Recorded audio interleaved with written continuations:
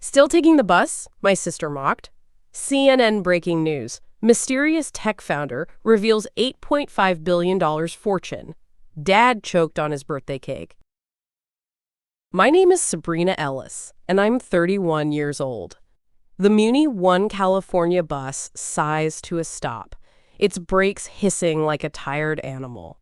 This is my stop, 3 blocks from the Ritz-Carlton. The cold San Francisco fog feels clean on my face, a sharp contrast to the perfumed, recycled air I'm about to walk into. I pull the collar of my simple black dress a little tighter. Out here, I'm invisible, just another person heading home after a long day. No one would guess that I own the system that tells this bus exactly when to arrive, down to the second. It's a quiet power, the kind that moves a city without anyone noticing who's at the controls. My phone feels heavy in my hand. It's not buzzing with texts from friends or party reminders. It's a secure channel, and the last message on the screen is from Adam Novak, my chief operating officer. A single word, ready. Inside my small clutch, I'm carrying the essentials, my keys, a tube of lipstick, and a folded paper transit schedule. It's a paper map in a digital world, a small, tangible thing that keeps me grounded, reminding me of where I came from and how I got here. The doorman at the Ritz-Carlton, a tall man in a heavy coat, doesn't even glance at me as I walk through the revolving doors. His eyes are scanning the street for limousines and black cars, not for people who know the city's bus routes by heart. Tonight is my father's 65th birthday gala. My goal is to give him a gift he'll never, ever forget. My obstacle is the family who has already made a point of forgetting me.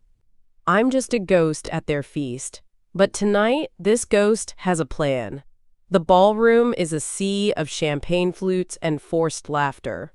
The sound is a low roar, a mix of clinking glass, muffled music, and the confident hum of people who believe they own the world.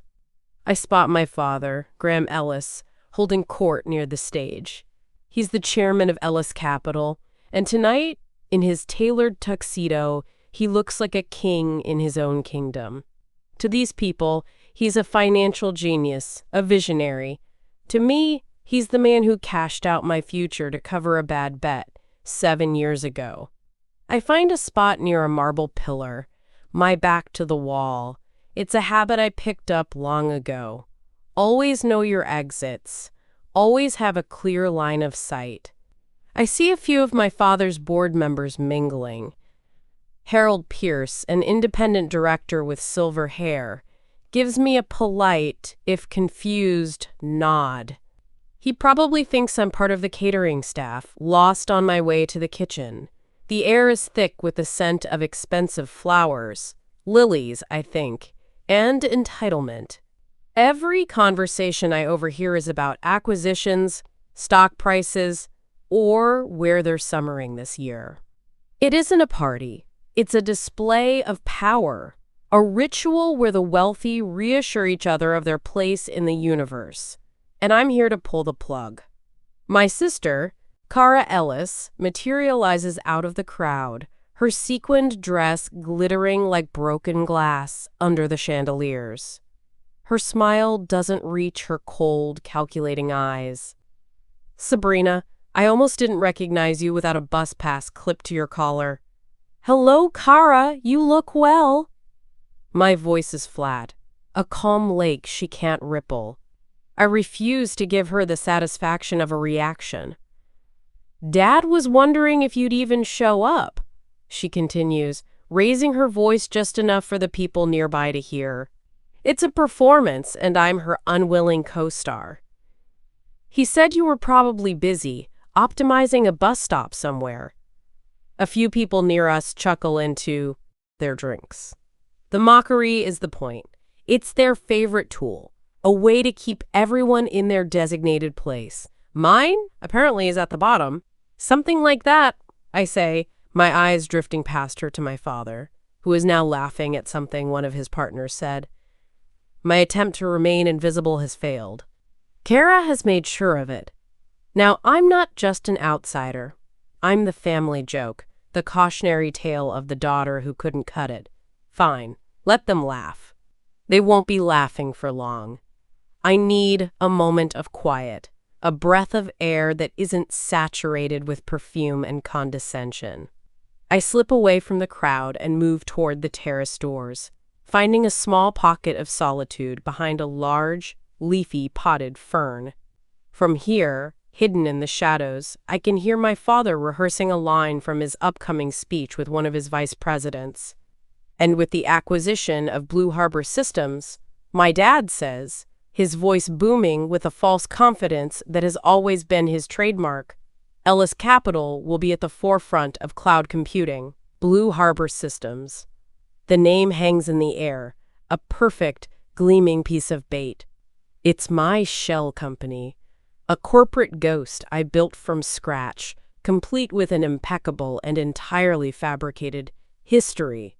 The vice president nods enthusiastically, his face a mask of admiration. It's a brilliant move, Graham. No one saw it coming. Oh, I did. I saw it coming because I built the road that led him right here. I designed the trap, polished the bait, and waited patiently for his greed to do the rest.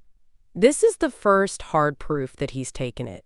The trap is set, and he's about to step in it live and in person, in front of everyone he wants to impress. I step out onto the terrace. The night air is cold and bites at my bare arms, but it feels good, real.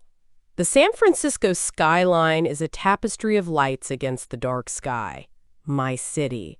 I pull out my secure phone and send a single text to Adam. He named the target. We're live. His reply is instant, a small vibration in my palm. Priya has the documents ready. Marcus is on standby. 9 p.m. is the hard go. Priya Patel, my general counsel, is the sharpest legal mind I've ever met. And Marcus Bell, my operations lead, can make technology sing. The ticking clock is no longer an abstract deadline. It's the countdown to detonation. I look at the other guests on the terrace, laughing, oblivious, their champagne flutes catching the city lights. They see a beautiful view. I see the infrastructure I helped build, the invisible data streams I manage that keep this city humming. A last foolish shred of hope that my dad might have changed, that this wouldn't be necessary, dies out here in the cold night air. This isn't just about revenge anymore. It's about taking back the work he stole from me and using it for something better than lining his pockets. I see my dad raise a glass to a cluster of investors, and the memory hits me like a physical blow. Suddenly, I'm 24 years old again, standing in his grand home office, the scent of leather and old books heavy in the air. I had just shown him my senior capstone project from college, a complex routing model for internet traffic that would become the foundation of my company, Nimbus Arc.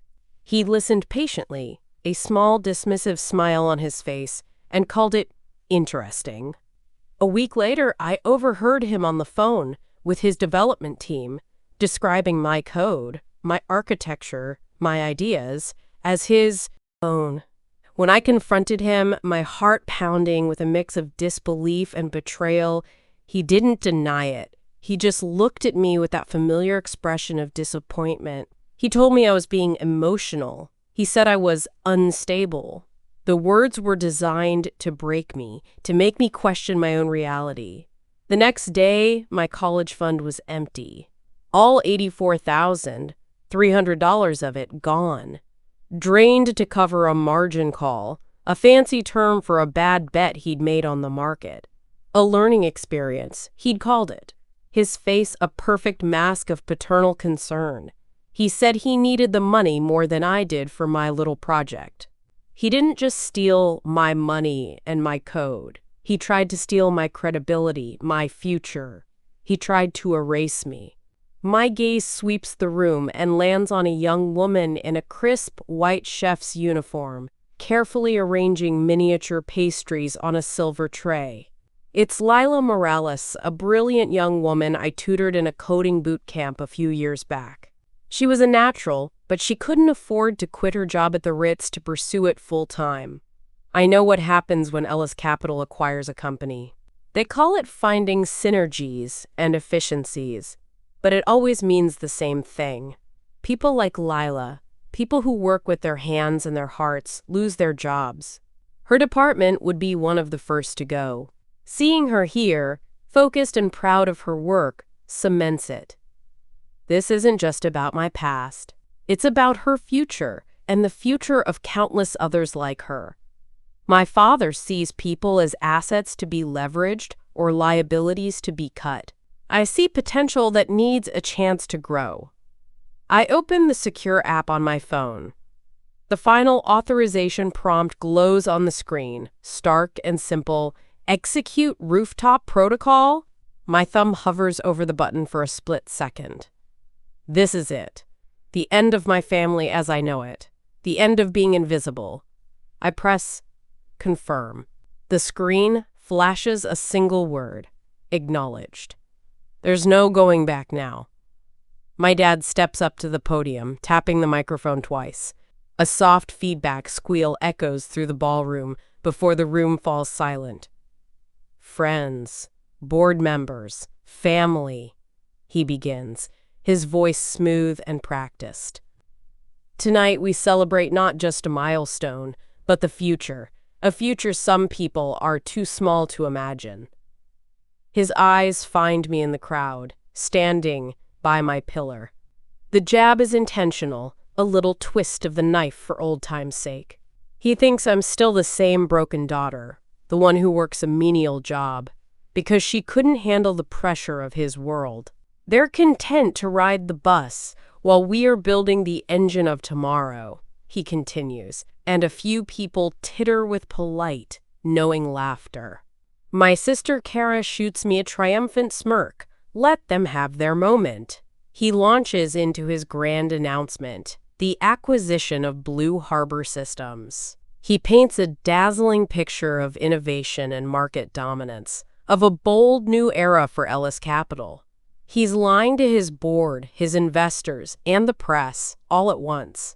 And he's doing it on a live feed that's being streamed to financial news outlets. He's not just walking into the trap. He's publicly bragging about the quality of the bait. The constraint tightens around him. Every word he says now is another nail in the coffin he doesn't know he's building for himself. My team is recording everything. This speech isn't just a lie, it's evidence. As my father basks in the applause, a new sound starts to fill the room. It's a low, insistent buzz, the sound of dozens of phones vibrating at once. A push alert. I see the headline on the phone of a man standing near me, his face illuminated by the screen's glow. Mysterious Nimbus Arc founder reveals identity, $8. $5 billion fortune in exclusive interview. The man's eyes go wide. He looks from the picture on his phone, a professional headshot I took last week, looking calm and confident. To me, recognition dawns, followed by pure shock. The ballroom TVs, which had been showing a celebratory slideshow of my father through the years, suddenly flicker and switch to a live broadcast. It's me, on screen, sitting across from Dana Brooks, a CNN anchor with a reputation for being tough but fair. On the screen, my voice is steady as I say, Nimbus Arc is the silent backbone of the new economy. Some companies, like Ellis Capital, have been using our foundational technology without even knowing who they were really depending on. The last safe option I had, my anonymity, is gone, burned to the ground on national television. My dad's face has cycled through triumph, confusion, and now, pure, distilled rage. He stares at me, then at the screens, then back at me. The trap is sprung. For a single, terrifying moment, standing in the eye of the storm I created, all I feel is loss. The plan is working perfectly, but it feels like I'm watching a building collapse in slow motion with my family still inside. The look on my dad's face isn't just anger. It's the deep, gaping shock of betrayal. He's feeling the very thing he made me feel 7 years ago, and seeing it reflected back at him is horrifying. The core wound, the little girl inside me who just wanted her dad to look at her work and be proud, is screaming. For all my planning, for all my logic, I hadn't prepared for the emotional weight of this moment. I am completely alone up here. I'm no longer Sabrina, the quiet transit analyst, and I'm not yet the chief executive officer in charge. I'm just the ghost at the feast, the one who brought the reckoning. The fragile possibility that remains isn't whether I'll win. I can see the end game now, and I've already won. The real question is whether I can build something from these ashes, or if I've just become the kind of person who only knows how to burn things down. Adam Novak, my COO, no longer disguised in a waiter's uniform, steps forward. He's wearing a sharp suit now, and his presence commands attention. Mr. Ellis, the board of directors will be joining your daughter on the rooftop terrace. Now, hotel staff, who are actually my operations team led by Marcus, begin politely but firmly escorting the 7 board members out of the stunned ballroom. My dad is frozen, his mouth half open, but he follows, swept along by the sudden shift in power. As we step onto the roof, the cold night air hits us, and the sky comes alive. A coordinated swarm of hundreds of drones rises above the city, their lights blinking in unison. They move into a formation, painting a massive, glowing insignia over the skyline, the Nimbus Arc. It's my signature on the night sky, a message to the entire city. My general counsel, Priya Patel, is waiting for us, her expression calm and unreadable. She holds a stack of thin, elegant tablets. She hands one to each board member, including my father. On the tablets, Priya says, her voice cutting through the wind, clear and precise, you will find 3 documents. First, the binding agreement confirming my client, Sabrina Ellis, now holds $312 million of Ellis Capital's senior debt. A few of the board members gasp. Second, she continues, undeterred, the complete, unredacted audit trail of Blue Harbor Systems, prepared by our compliance lead Nina Park, showing its core intellectual property is derived from code stolen from Ms. Ellis in 2017. Nina Park, my compliance lead, had built a paper trail so clean and so damning it was a work of art. And third, the specific clause in your corporate bylaws that allows a majority creditor to force a vote on leadership in the event of material misrepresentation to shareholders, which you all witnessed on a live broadcast 10 minutes ago. My dad is sputtering, his face turning a dark, blotchy red. He's trying to call it a fabrication, a lie. She's unstable! I told you all she was unstable, he yells, his voice cracking, the old weapon, the one that had worked so well before. But this time, it fails. Harold Pierce, the independent director, looks down at the tablet, then up at me. The polite, confused nod from earlier is gone, replaced by a look of cold, hard understanding.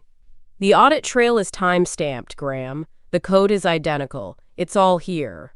He looks at the other board members, who are all staring at their screens in silent, grim confirmation. I call the motion, Harold says, his voice cutting through the wind like a judge's gavel. A vote of no confidence in Graham Ellis as chairman. There's no debate. The proof is absolute, displayed in their hands. 6 hands go up immediately. My father stands alone, his hand by his side. It's over. in less than 5 minutes. I step forward into the space my father once occupied. Ellis Capital will not be dissolved, I announce. It will become a subsidiary of Nimbus Arc, effective immediately. I look past him, at the board. My first action as the new controlling interest is to approve an immediate 15% salary increase for all administrative staff and junior analysts. Better health coverage goes into effect next quarter. I then look past them all, toward the city lights, the city that has been my home and my laboratory. And we are funding a $25 million initiative to provide free, high-speed Wi-Fi on the 5 main bus lines. We will serve the city, not strip mine it for parts. My father makes a choking sound. He's staring at his untouched, multi-tiered birthday cake on a nearby table, his face a canvas of disbelief. His empire, his legacy, has just turned to ash in his mouth. The board members, practical people above all else, are already talking to Priya, planning the transition. The old world is gone. The new equilibrium has begun. I see Lila being escorted up to the terrace by one of my team. I walk over to her, her chef's hat slightly askew. Lila, your job is safe. In fact, I'd like you to run our new community kitchens and apprenticeship program. We're starting it next month.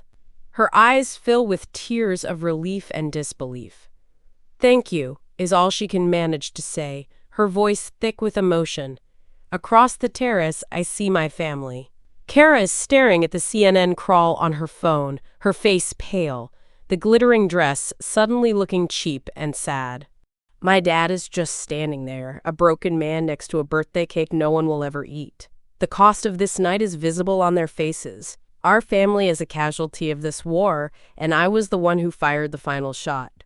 It's a victory, but it doesn't feel triumphant. It just feels final. I don't say goodbye. There's nothing left to say. I walk out of the Ritz-Carlton the same way I came in. The doorman still doesn't see me. I'm invisible once more, but this time, it's by choice.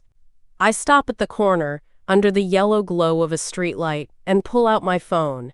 Not the secure one, just my personal phone. I open the transit app. The one California is 3 minutes away. On time, just how I like it. I came to my father's party on my own terms, and that's exactly how I'm leaving. They say revenge is a dish best served cold, but sometimes it's about setting the record straight. If you've ever had to fight to take back your story, share your experience in the comments below. Don't forget to subscribe for more.